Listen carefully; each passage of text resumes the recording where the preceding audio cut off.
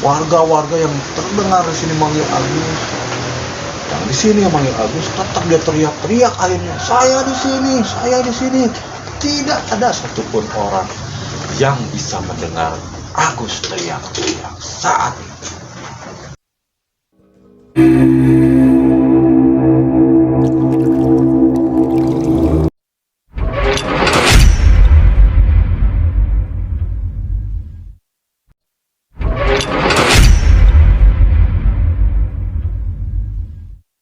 Assalamualaikum warahmatullahi wabarakatuh.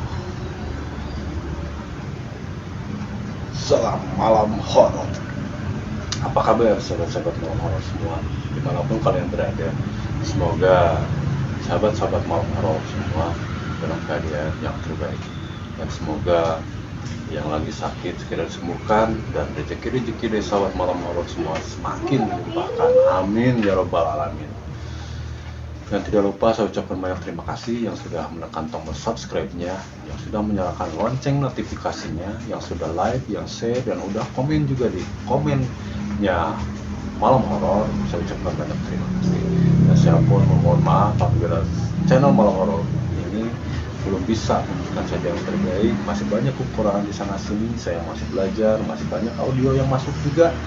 Saya mohon maaf.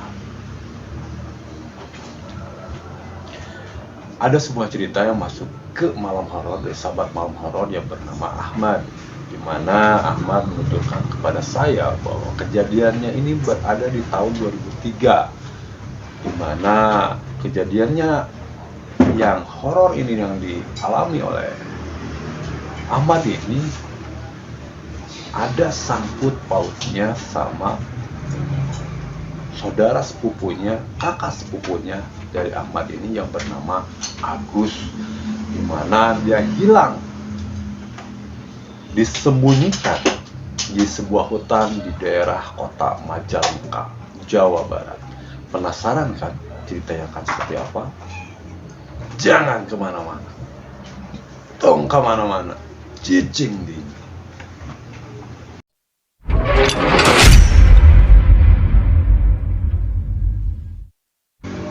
Kita kembali ke cerita. Ahmad menuturkan bahwa saat itu Ahmad baru lulus sekolah menengah atas, di mana dia pun berpikiran untuk tidak melanjutkan ke jenjang selanjutnya, tetapi dia lebih memilih untuk langsung mencari pekerjaan, di mana tidak lama kemudian Ahmad pun bekerja di sebuah perusahaan, di mana Ahmad tidak menuturkan secara spesifik pekerjaan itu apa. Gimana? Terus setelah itu Ahmad menceritakan kepada saya bahwa hilangnya dari kakak sepupunya ini merupakan kabar yang dia terima di saat dia bekerja di bagian shift malam, dan itu Ahmad bisa menggambarkan sekitaran pukul 10 malam, di mana saat itu dia menerima sebuah panggilan telepon, di mana kata Ahmad saat itu telepon belum mewah seperti sekarang. Udah ada smartphone, iPhone atau apa, dia hanya mempergunakan ponsel yang biasa, kata Ahmad gitu. Setelah dia menerima panggilan telepon itu, ada yang mengabarkan bahwa Agus, kakak sepupunya ini, hilang di sebuah kota di daerah kota Majalengka, Jawa Barat. Dan setelah Ahmad menerima kabar itu, Ahmad pun meminta izin kepada atasannya untuk izin pulang, dan alasan ingin membantu pencarian dari kakak sepupunya ini. Setelah Ahmad diizinkan pulang oleh atasannya, dan Ahmad pun bergegas menuju lokasi di mana tempat saudara kakak sepupunya ini, Agus, hilang. Setelah sampai di lokasi area tempat Agus hilang, Ahmad menuturkan bahwa tempat dia bekerja berada di sekitaran desanya, dan Agus ternyata hilang di sebuah hutan yang setelah Ahmad sampai di lokasi tempat Agus ini hilang, sebelum ke sana ternyata di desa itu, di balai desanya sudah berkumpul banyak orang. Tanpa pikir panjang, Ahmad pun menghampiri kerumunan warga tersebut. Dan di situ ditemukan teman-teman Agus yang berjumlah 4 orang. Nah, disitulah Ahmad akhirnya diterima oleh aparat desa tersebut, ditanyakan bahwa Ahmad itu siapa.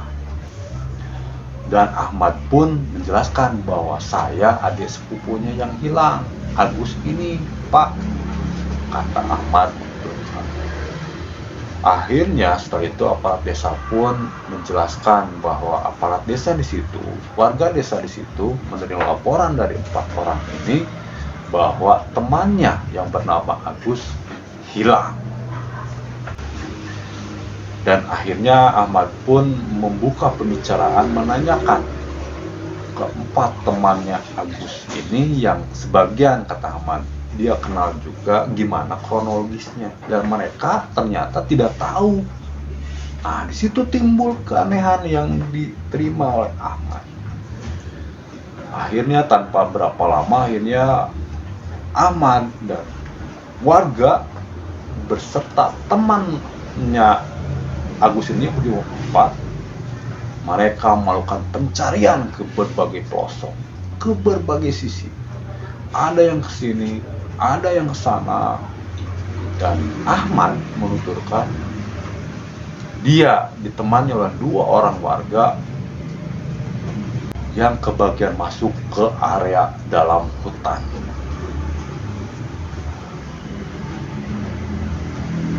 Ahmad menuturkan kepada saya bahwa mungkin dia ada turunan dari leluhurnya, dia bisa merasakan hal-hal yang ada yang di luar nalar, kata Ahmad seperti itu. Dia lebih punya firasat bahwa sosok Agus ini ada di sekitaran dalam hutan.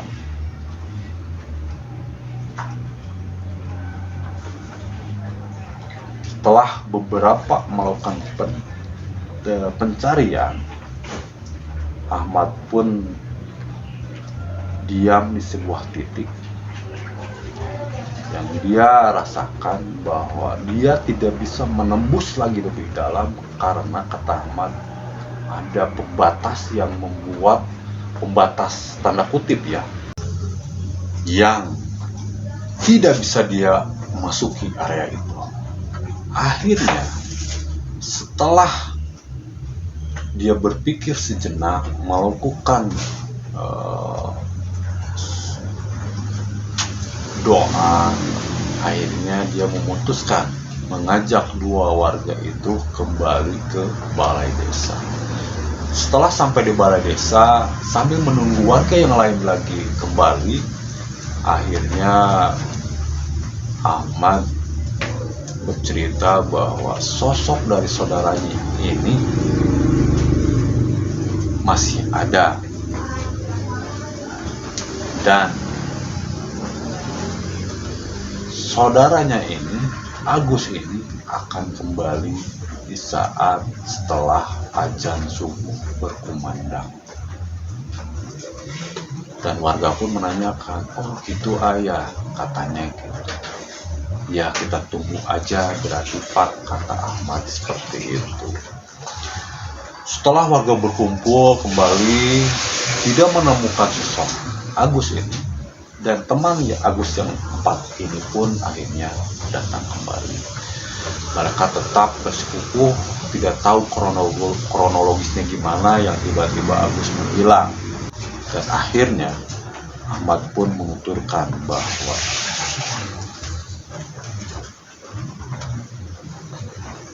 ada hal yang sebenarnya tidak boleh Agus lakukan, yang akhirnya ini berdampak dengan hilangnya Agus ini. Waktu terus berjalan, azan subuh pun berkumandang.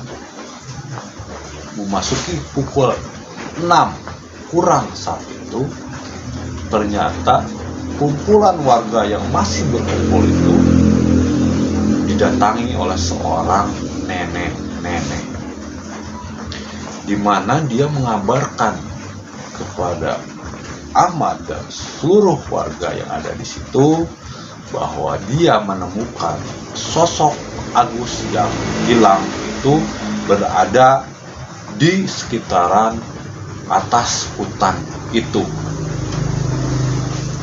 di mana nenek itu menuturkan bahwa saya lagi mencari kayu bakar. Akhirnya si nenek itu pun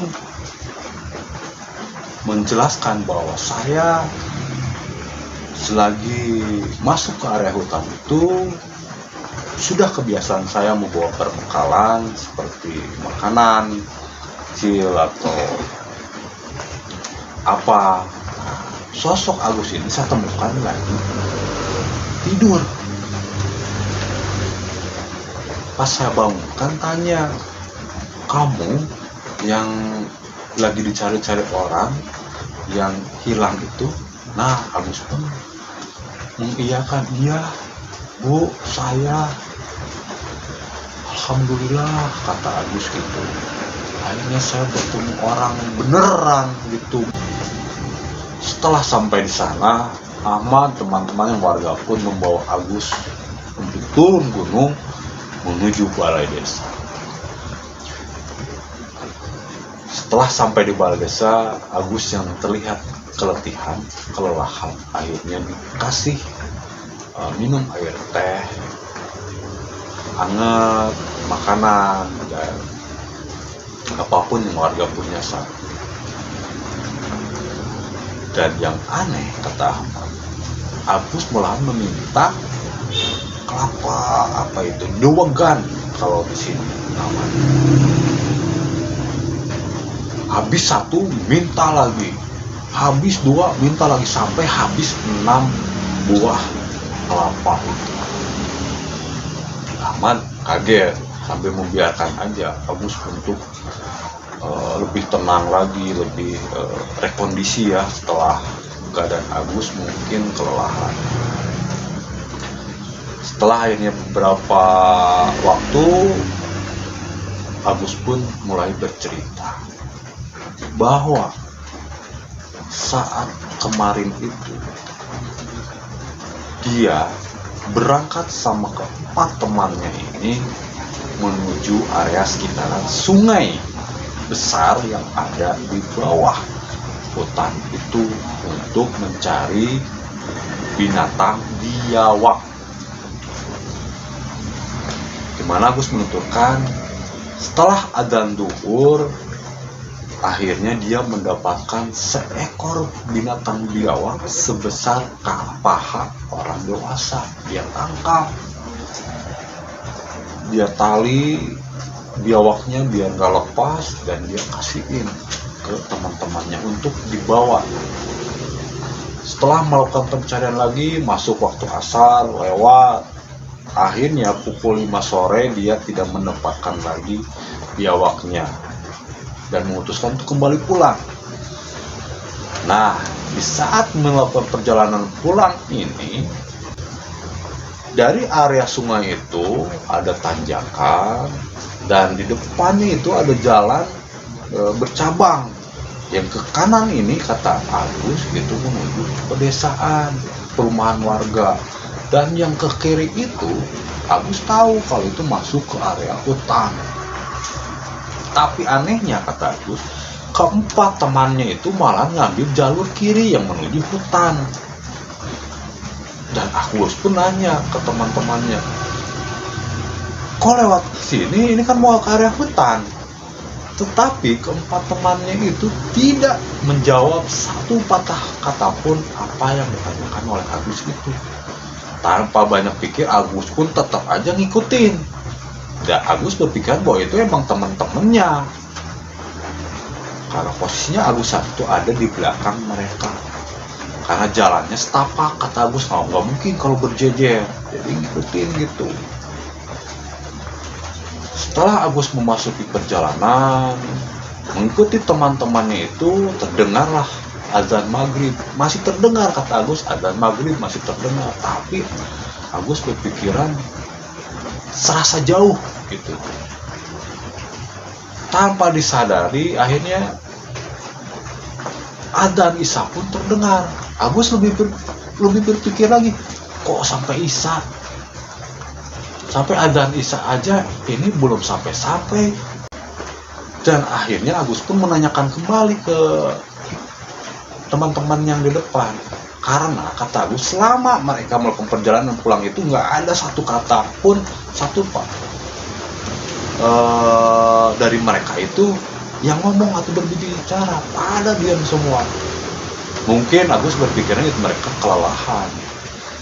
Nah, setelah adzan isya itu terdengar, Agus mulai menanyakan kembali, ini kemana? Kita kok nggak sampai-sampai ya? Tidak ada jawaban satu kata pun dari teman-temannya yang ada di depan.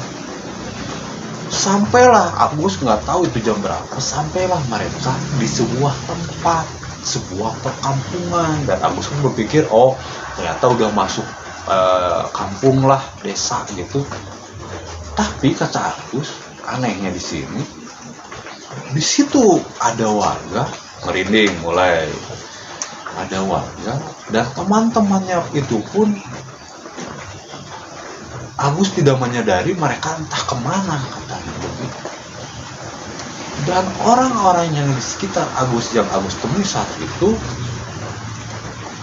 tidak berbicara sedikit pun. Anehnya, kata Agus, di sana rumahnya tidak seperti biasa. Di tempat itu, rumahnya itu tuh sangat-sangat besar, sangat-sangat mewah. Agus bingung, ini di mana ya? Kata Agus gitu. Perasaan saya baru lihat nih perkampungan ini. Berasal desa atau perkampungan yang Sarawati nggak kayak gini. Dan Agus pun bingung di situ. Sampai di suatu titik, Agus menanyakan ke orang-orang yang ada di situ, tapi tidak menjawab. Dan anehnya, kata Agus, mereka selalu membelakangi Agus, tidak mau berhadapan.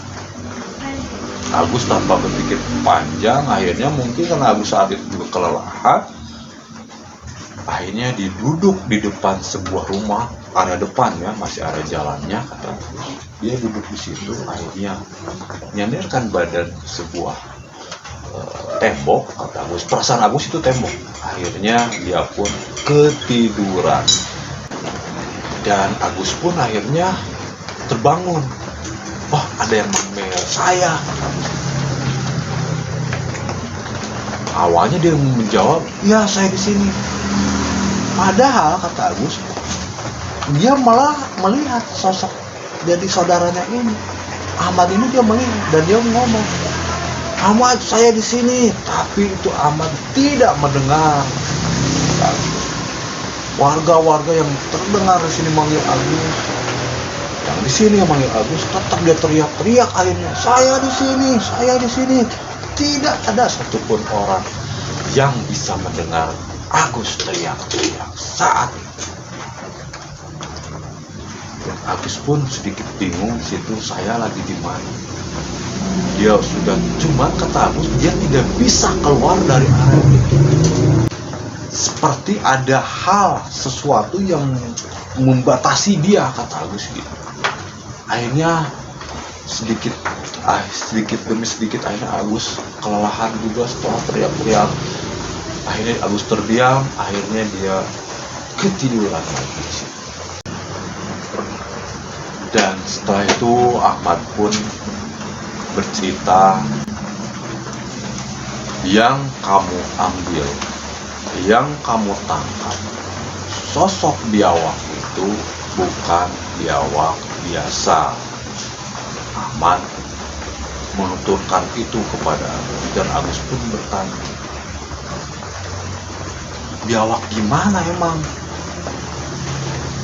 Dan Ahmad pun menjelaskan bahwa sosok dari binatang biawak itu kasat secara mata emang biawak, tetapi secara tidak kasat mata bahwa biawak itu adalah peliharaan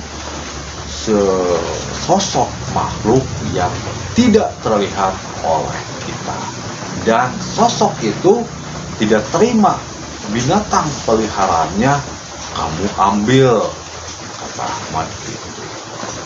Dan saya pun tadi pagi setelah melakukan pencarian meminta ke teman-teman kamu untuk melepaskan kembali sosok dari binatang biawak itu yang diminta oleh sosok gaib itu di sebuah muara, yang di muaranya itu ada pohon bambu kuningnya. Dia meminta biawak itu dilepaskan di situ. Setelah melakukan pencarian, kata Ahmad, saya bawa biawak itu dan menanyakan ke warga di mana muara yang ada bambu kuningnya. Dan dengan dibantu oleh beberapa warga sekitar, akhirnya sampailah di tempat itu dan saya lepaskan biawak itu di sana. Dan itu kenapa bisa kamu kembali. Dan saya yakin karena ini pun pertolongan sama kekuasaan dari yang maha kuasa, yaitu Allah subhanahu wa ta'ala, kata Ahmad itu. Tanpa si izin Allah mungkin kamu tidak akan bisa kembali. Agus menuturkan bahwa saya tidak tahu kalau binatang biawak itu binatang kayak gitu, dan Ahmad pun yang tersenyum, memang kita tidak tahu, tapi selayaknya kita tidak sembarangan main ngambil tanpa si izin yang dipunya. Apapun itu, takutnya yang punya, yang kita ambil itu tidak mengizinkan bahwa mau itu barang mati kek atau hidup kek, itu tidak dia izinkan. Dan akhirnya seperti ini efeknya. Dan Ahmad pun menuturkan sama saya bahwa kesimpulan yang diambil dari sini bahwa kita tidak boleh ambil sembarangan, apa itu benda mati kek atau makhluk hidup yang lain kek atau itu binatang kek atau apa kek, kata Ahmad. Takutnya kejadiannya seperti Agus, tidak boleh berburu sembarangan atau gimana, takutnya kejadiannya seperti Agus. Dan lebih baik biarkanlah makhluk-makhluk lain pun selain kita manusia bisa hidup bebas, kata Agus seperti itu. Mau alasannya itu membuat konsumsi ke atau menjual ke atau apa, lebih baik mereka juga bisa bebas menikmati indahnya alam ini. Dan sini sudah mulai turun hujan, udah beberapa hari ini. Semoga kalian pun yang sudah turun hujan jaga kondisi aja gitu. Mungkin takutnya masa-masa pancaroba jaga kondisi, sehat-sehat selalu lah. Terima kasih sudah mampir di channel Malam Horor, sudah kasih support, udah ngasih like, udah ngasih share juga ke yang lain-lain, yang udah komen juga terima kasih. Yang belum subscribe, tekan tombol subscribe-nya, aktifkan lonceng notifikasinya. Terima kasih atas support-supportnya, doanya juga untuk kebaikan channel Malam Horor ke depan. Terima kasih.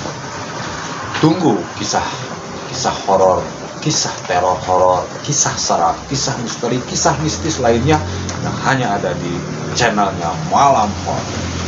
Salam Malam Horor. Jangan kemana-mana, tong kemana-mana, cicing didinya. Wassalamualaikum warahmatullahi wabarakatuh.